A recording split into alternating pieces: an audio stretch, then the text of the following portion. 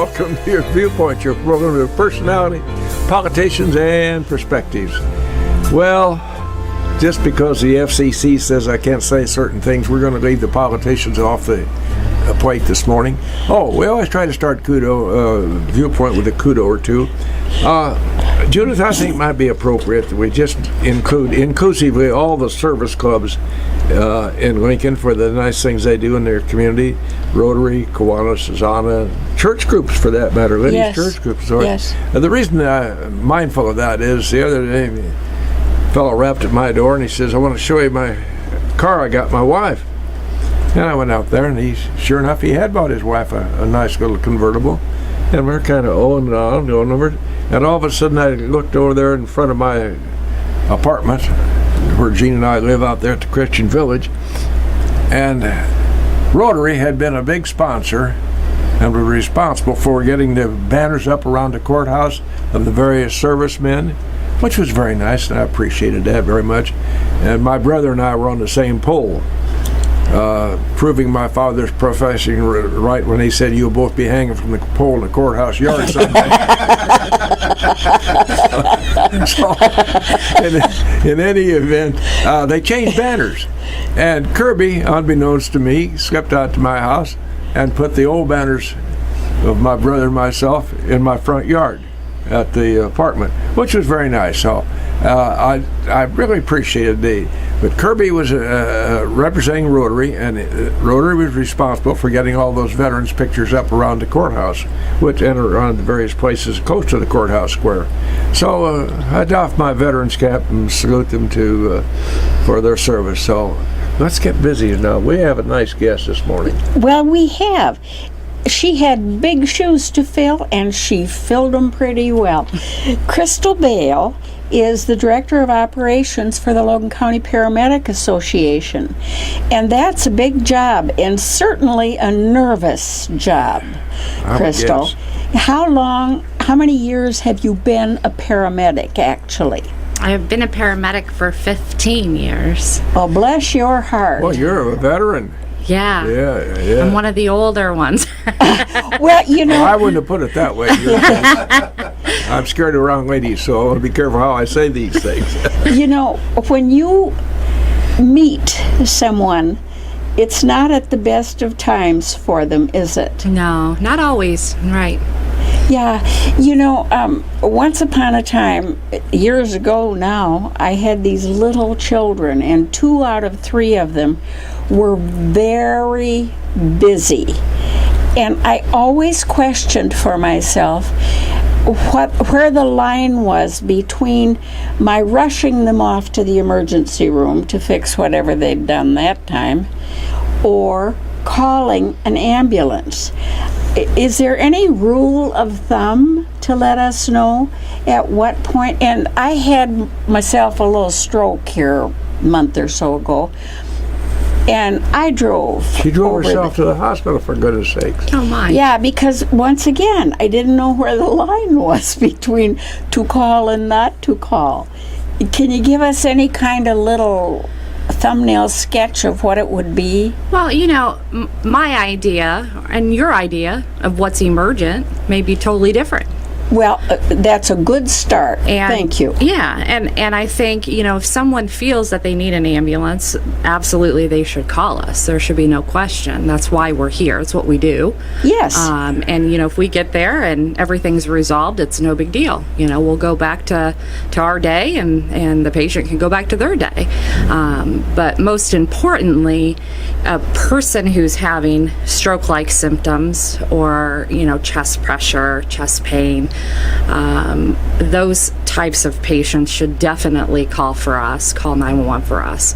The reasons for that is times have changed. You know, 30 years ago, we would just put a patient in the ambulance and we'd drive real fast to the hospital and dump them off. Yeah. And get rid of that patient. That's right.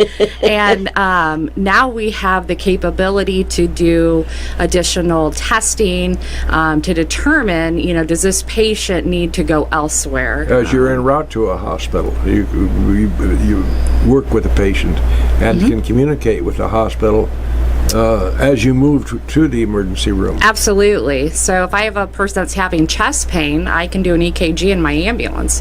That EKG I can send off for a doctor to see from the ambulance. So we have the capability to do that.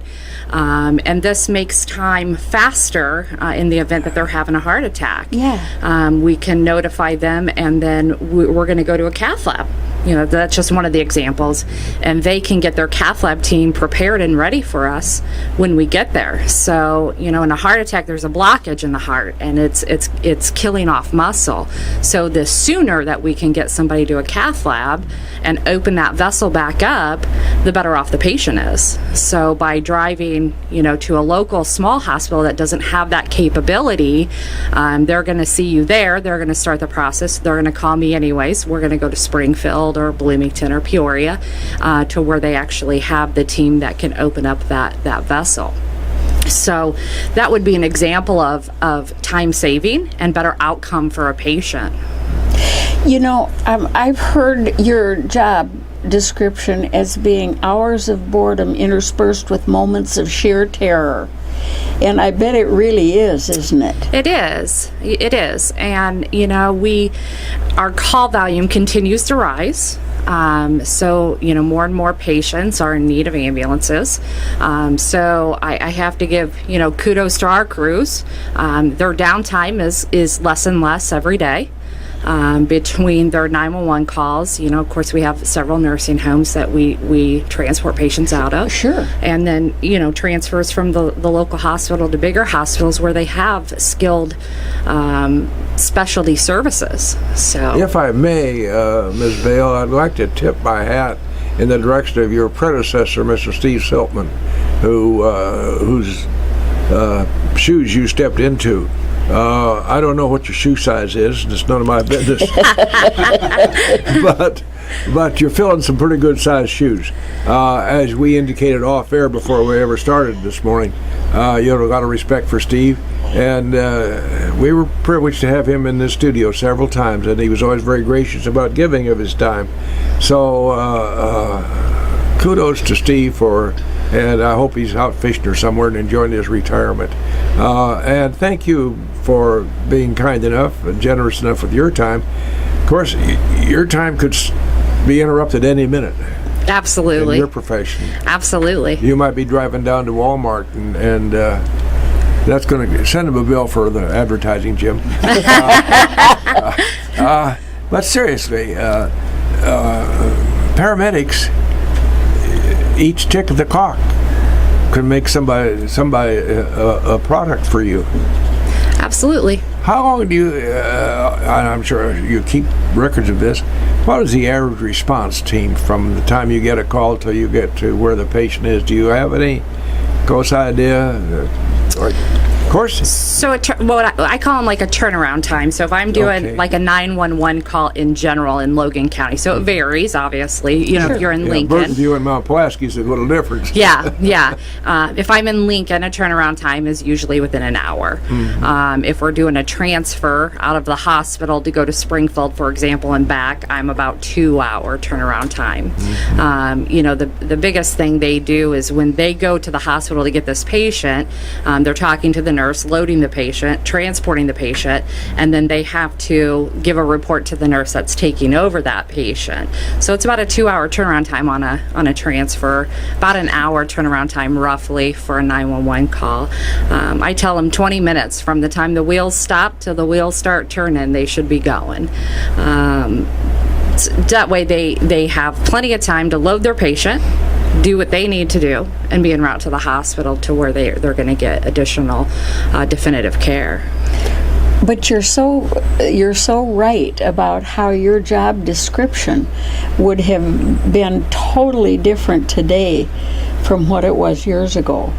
We always had ambulances, but they weren't quite as updated to emergency rooms Well, in the days Right. long as ago, they are today. Right, that's correct. We've even went, to the next level. We have critical care transports. So critical care transports initiate out of a hospital. Those are generally more sicker patients. They require additional medications. So we're able to do a lot more today than we could 30 well, years those ago. two older listeners who are out there listening now will recall that in my day, the ambulance service was provided, and they did it on a Yes. rotating basis. The funeral directors Yes. furnished the ambulance service, and they would call Holland and Berry this month, and the next day it would be Goff Funeral Home, and then it would be Kerrigan. That's what the three we had in those days, and they just rotated. Of course, the obvious thing is this could be a possible customer. Client for them, yeah. That was the. And we were well served by those individual three firms. They were all very professional, but it was a different story. Yeah. There they were going for a one-way trip for the most time. Right, Yeah. right. And we can't ever throw stones at people who did it differently in the past because they didn't know what it was going to be like in 2021. How would anybody know? My gosh, 50 years ago, like he says, it was a little different story. And there was no training for these funeral directors that would drive the ambulance. Yeah, that's correct. I mean, they didn't have training. They didn't, EMS was not really a big thing. You needed to get somewhere, we pick you up and we take you. And I view it as medicine advances, hospitals, even doctors. There are medicine advances over time, and that's exactly what happens in EMS. Well, it goes without saying that, you're not, the phone doesn't ring all the time. You have a lot of downtime. And I'm certain that you use downtime for professional training. Besides that, you have a lot of equipment to take care of, and that requires a lot of time. We do. This past pandemic has made a lot of things different for us as well. We had to adapt to changes daily. Cleaning of ambulances had to be done differently. So they may come back and they're 45 minutes of cleaning their truck to get it back in service so that they can make sure that it's prepared. Sure. Now, what actually is the training to reach the level you've reached? So they are at about 11 months. They go to school for 11 months if you looked at it totally. And it depends on the college, too. Yeah. So there's another college that goes a little bit longer, so they spread it out for the paramedics so that they have more time to spend in class and then go do training in the field as well. So they're required to do so much ride time on an ambulance. And then they have specialty places at the hospital they have to do emergency room time, so they get a various look at different things. Judith and James and Mrs. Bale for that matter, I think the record will show probably that our good friend Dr. Gene Blom was instrumental in the formation of our Logan County Paramedics Association. Am I correct in that? That is correct, yes. Well, good, the old fellow could remember. When you get to this stage, you forget why you went in the bathroom and shut the door. So I'm glad to remember something and be right about it. But seriously, I want to be serious about that. Gene Blom was very important to getting that service. In fact, I believe the records show he went into his own pocket to get that thing started. So kudos to our old friend Dr. Gene Blom. We miss him. How big is your staff out there, Mrs. Bale? So I have 15 full-time. I have a mixture. So now we have what they're called EMT basics. So they're just a little bit lower of a level. They still can treat patients in the back of the ambulance. They're a big part of our team. But I have 15 full-time staff that run the ambulances 24/7. Well, see. And then I have currently about 15 part-timers. You mentioned something that's It's important. not like a corner grocery. You don't just open from this time to this time. Right. And if I call and I'm having an emergency at 2 in the morning, you don't say, "Gosh, I'm sorry, but we're off the clock." That's right. But you missed an important term. You use treatment in ambulance, treatment en route, so to speak. We're doing in Logan County, all of these medical associations that transport patients, they're doing more than just transporting it from place A to place B. The patient is getting treated in the ambulance en route. And I think that's extremely important for the people to understand.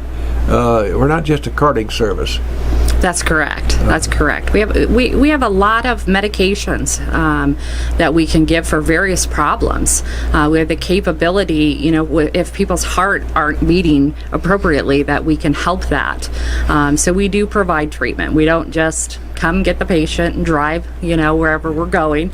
I have staff that giggles if they go on, to a residence and they say, "This is the ambulance driver," because for years and years, that's what you were. You were the ambulance driver, Yes. You didn't Yeah. do anything. You just, you drove the ambulance. I'm happy you're here this morning in your professional position, because I noticed Mr. Ash's heart is starting to beat a little heavier.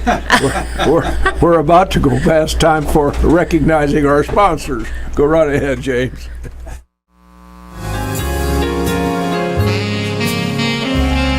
And the flip of the signal from Mr. Ash indicates that Viewpoint is right back live on the air. Our guest this morning at Viewpoint is Crystal Bale. She's the major domo, whip cracker at the Logan County Paramedics Association. And I say that with respect. We've had, as I mentioned earlier on air, we've had Mr. Steve Siltman up here several times. He was always very gracious about that. We have there on the north side of town quiet operation unless you're involved in it. Then it's not so quiet. Yeah. They have to move, and they have to move in a hurry, and they have to move with great medical efficiency. So they didn't just show up to there with credentials for sweeping out the closet. They show up to Logan County Paramedics Association with professional accreditation. And we appreciate the fact that you're there, number one.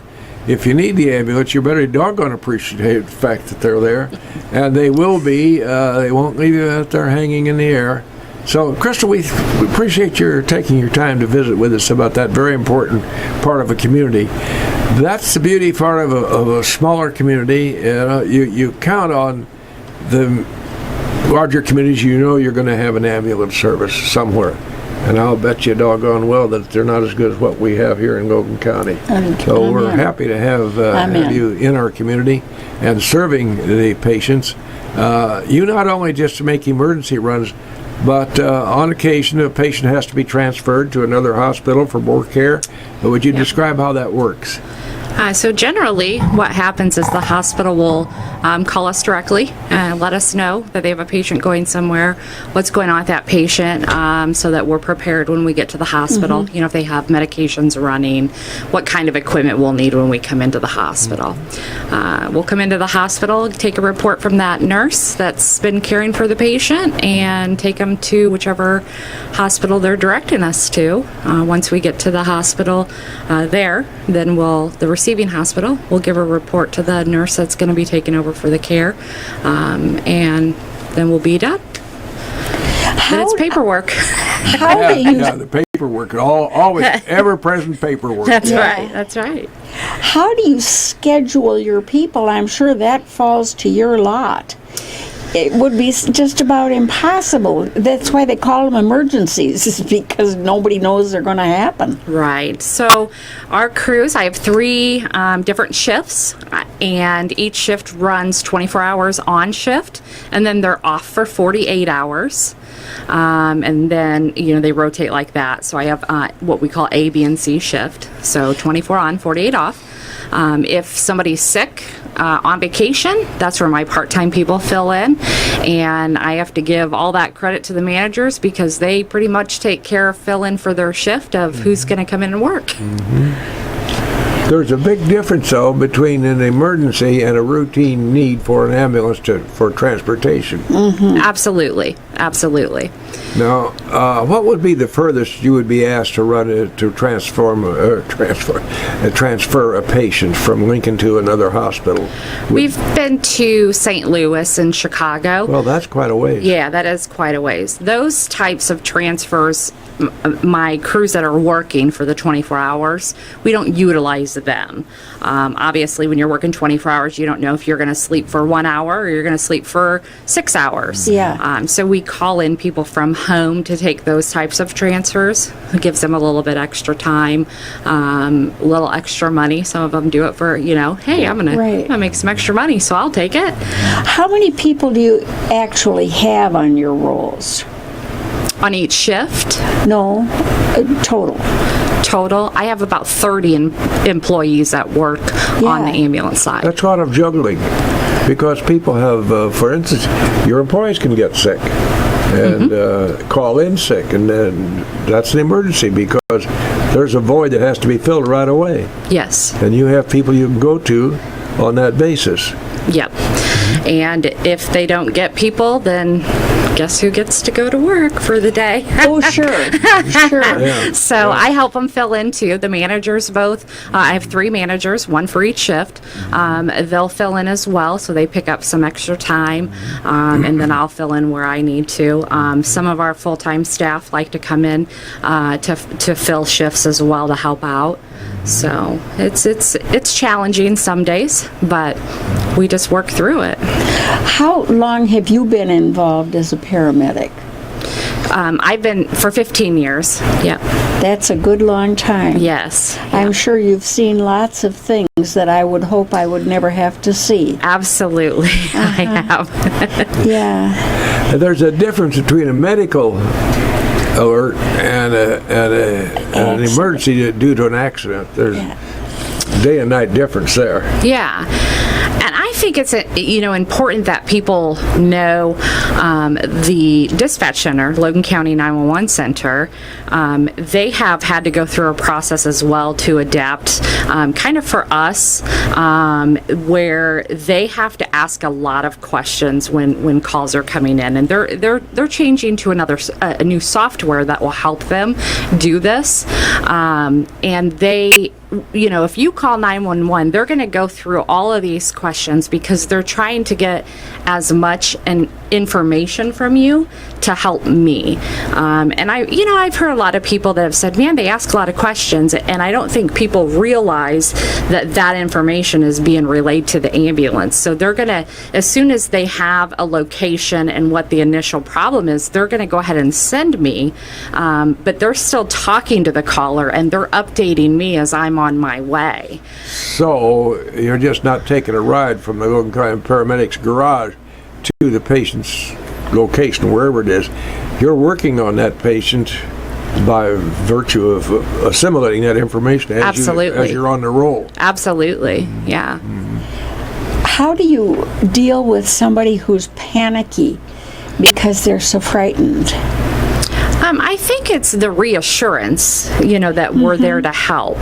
And that seems to help people, once we get on scene and explain to them that we're there for them and we're here to help you. And you just take your time and be patient with them. And that tends to help calm a person down. I've had times where I've got on scene and they go, I feel better already. Really? Just knowing you're there. Yeah, by virtue of your being there. Yeah. That's interesting. Here, they're saying, thank you, God, that somebody's here that knows what they're doing. Yeah. I've had patients apologize. I'm sorry I called you. Don't ever be sorry to call us. That's why we're here. That's what we do. We would rather come and make sure you're okay than not call us and something bad happens. And that makes perfect sense. Yeah. But we always worry that we're jumping the gun, Yeah. Yeah, and everybody has, difference of opinions. That's the hard part for me to say. You should call for this, but you shouldn't call for this, because there's a lot of things that you may present one way with a cardiac problem, but I may present a totally different way. So it's a hard to say. Don't call for this, but call for this, because there's a wide variety of symptoms, and every person's different in how their body reacts to it. You just have to have the patience of Job relating to one person and the next all day, every day. Yeah, I mean, we do this because we want to help people. I mean, that's why we're here. We want to help people. We want to make a difference for people, and we want to see them get better, see the outcome of that patient get better. And that's why we're here. Well, Judith, I would be a bit surprised that in their professional training, there was a little bit factored in there about psychology and how to work with patients. You do, yeah. You have a little section of that. You're trying to learn a lot of things in a short amount of time. So the more you do it, I think you learn more over time of being a paramedic.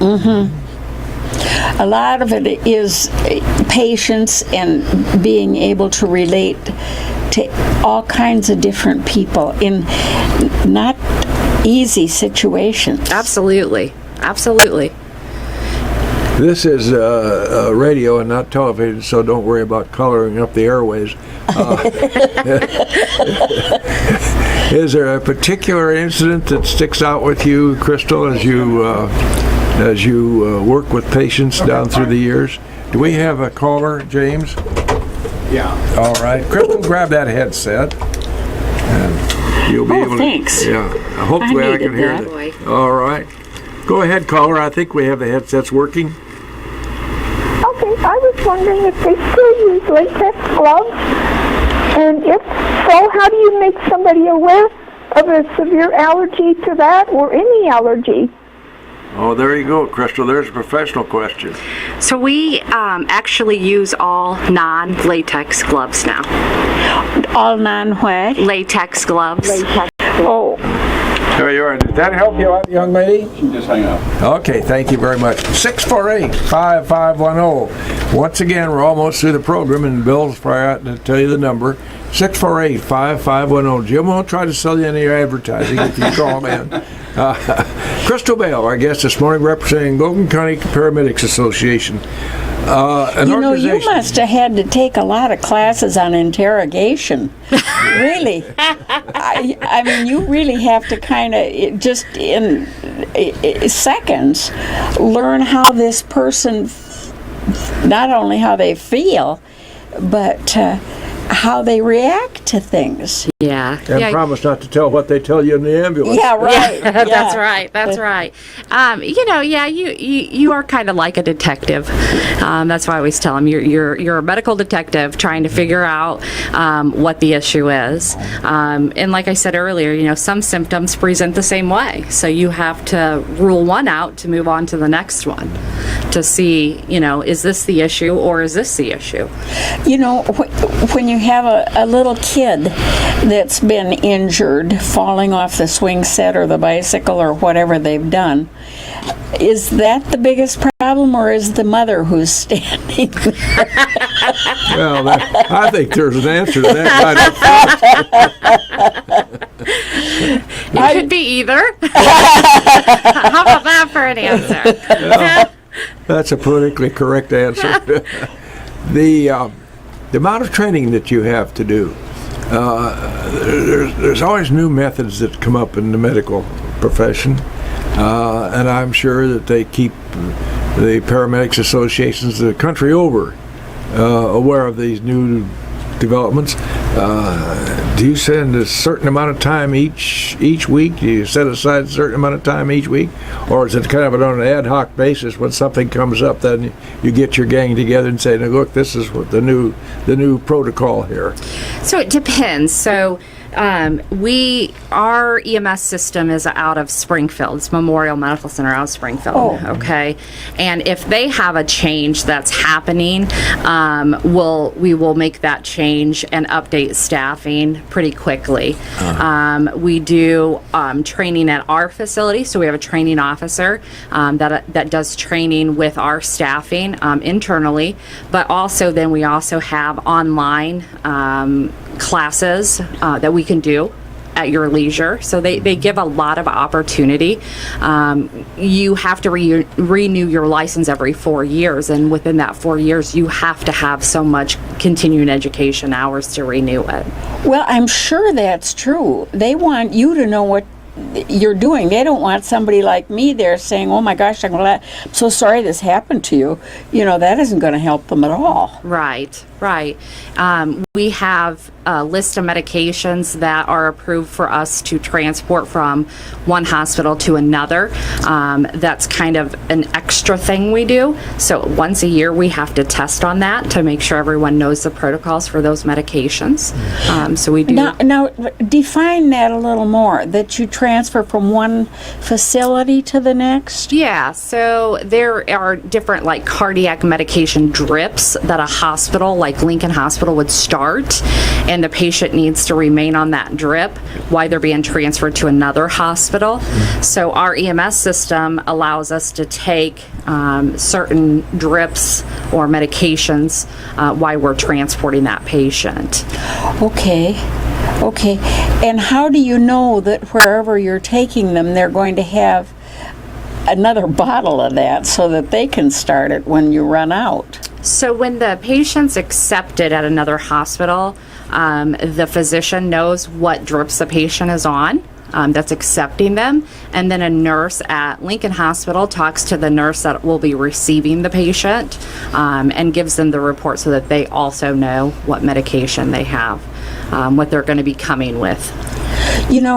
Our Paramedic Association here has been always, ever since its inception, has been so respected. Well, they're professionals. Yes, they are. And you come into this, and I'm sure that it put the bar high for you, didn't it? It did. It did, yes. You guys talked about Steve, and it was well deserved for his retirement. He's done this for a long, long time. He is very well respected, and he does have big shoes that I'm attempting to fill. I don't think that I'll ever be Steve by any means, but he has. I have to say he's been 100% supportive of me, and has believed in me from when I first started. And I just want to show him that I can do a good job with the facility and all the staff also. That's a nice endorsement. Yes. It's a nice endorsement. Thank you. And that's a benefit to you and the staff. Yes. That we're just not a mediocrity aimed outfit here. Right. 648-5510. Our guest this morning is Miss Bale, and she represents the Logan County Paramedics Association. If you haven't been paying attention, and if you didn't know that, I'm sorry about that. You better go back to bed. Crystal, 3 o'clock in the morning. Now, we're not sitting around next to the telephone waiting for it to ring. We have to be resting and so forth. How long did it take to get the ambulance on the road after a call? We shoot for under 3 minutes. 3 minutes or under. Under 3 minutes. Is that right? That's pretty remarkable. Yeah, from the time the pager goes off to the time that they're out in the trucks and it's moving, yeah. And I'm sure you've been awakened in the night enough times now so that you kind of jump into your shoes and socks by rote. Yeah, yeah. I think, you have, when you have new people, I think they're afraid to go to bed. They're afraid Sure. to, I might miss a call, or I might have my socks off and it'll take me an extra minute. But in time, you learn very quickly how to get dressed very fast so you can get out to the ambulance. Right, yeah. Which reminds me of the old story, Jim. Ladies were talking about Jim, and says, isn't he a nice man? And the other lady says, yes, he dresses so quickly. And the other girl says, yes, and quickly too. The staff, on a given moment, how many will you have actively at your office? 5. So I have 2 ambulances that are fully staffed, meaning 2 people per ambulance. The third ambulance that goes out is the supervisor, and then they take Lincoln Rural Fire Department member to make their third ambulance. So I have 3 ambulances 24 hours a day. Then, of course, during the daytime, I'm at the office as well. If they run out of those 3 ambulances and need additional crews, then they start calling us in from home. Now, actually, how many ambulances does LCPA have? I have a total of 6. So I have 5 that are staffed to go out the door at any time. The 6th one is what we call a reserve truck. So if I have a breakdown, a truck that's broken down, I can move equipment from it to my reserve truck to be able to put it into service. So it's like my backup truck. Well, everybody who has a car knows that, goodness knows, that can happen to you. Absolutely. You have 15 full-time people driving the ambulance. So 15 full-time people drive 15 different ways. Yep, Yeah. yep, There you go. that's right. Yeah. Yeah, and they all have a license to do that. That's right. They do. What actual percentage of your calls would the average person consider emergencies? So Because some are just like, for instance, that this person has to be transported from here to Springfield. right. So about 25% are hospital to hospital. The other 75% are initiated through our 911 system. Okay. Now, how does that, the 911 system, is it in the sheriff's department? Yes. That's the home base for 911. Yes. And of course, it goes without saying, we have to have people who are well trained to accept these calls. Some of them are pretty cogent, and some of them are a little desperate.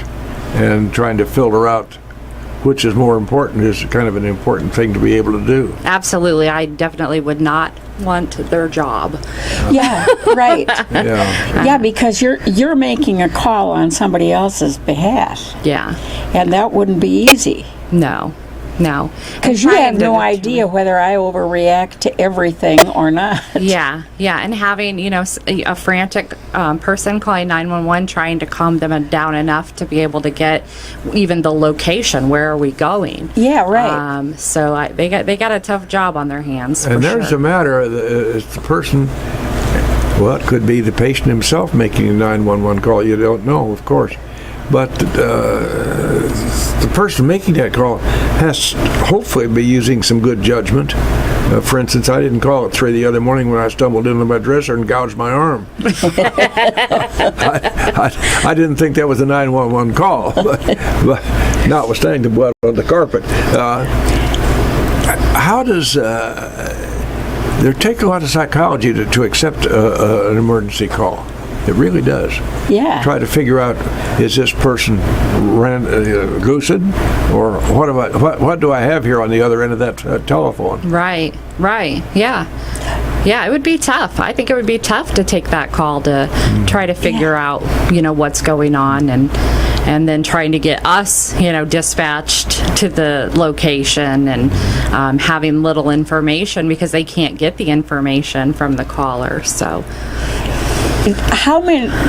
what percent of your calls would be for kids who are little and, for instance, don't ever use the swing set for its intended purpose?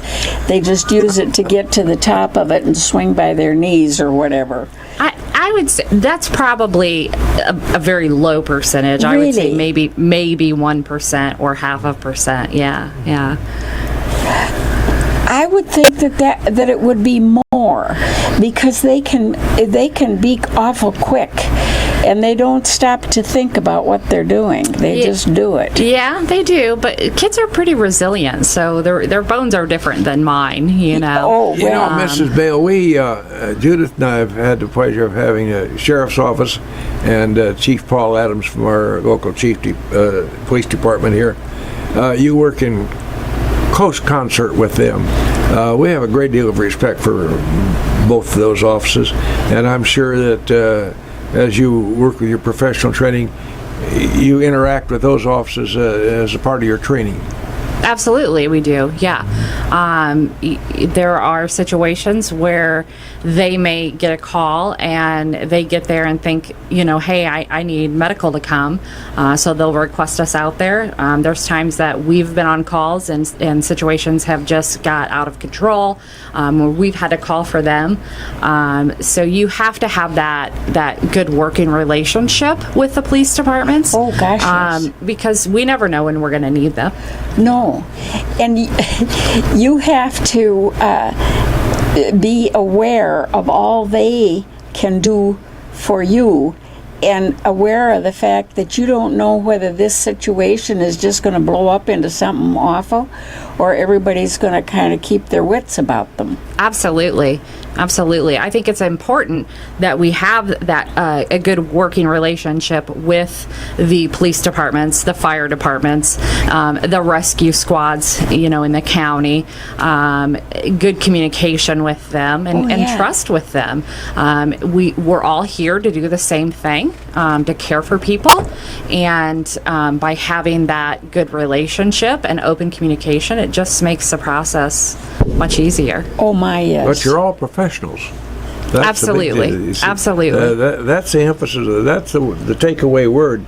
We have professionals serving us in this community, Amen. Not only in the Paramedics Association, but in the Sheriff's Office and the Police Department, and they're all working towards the same goal. Absolutely. Serving Yeah. all of us. Yeah. Crystal Bale, we appreciate very much your taking your time to be with us this morning. You've been very generous. We thank you very much, and hats off to. By the way, in case you're having someplace you don't want to get rid of an extra $5 or $10 or $25, go to County Paramedics Association. We'd be very happy to have a little extra help. Thank you very, very much. Thank you for having me.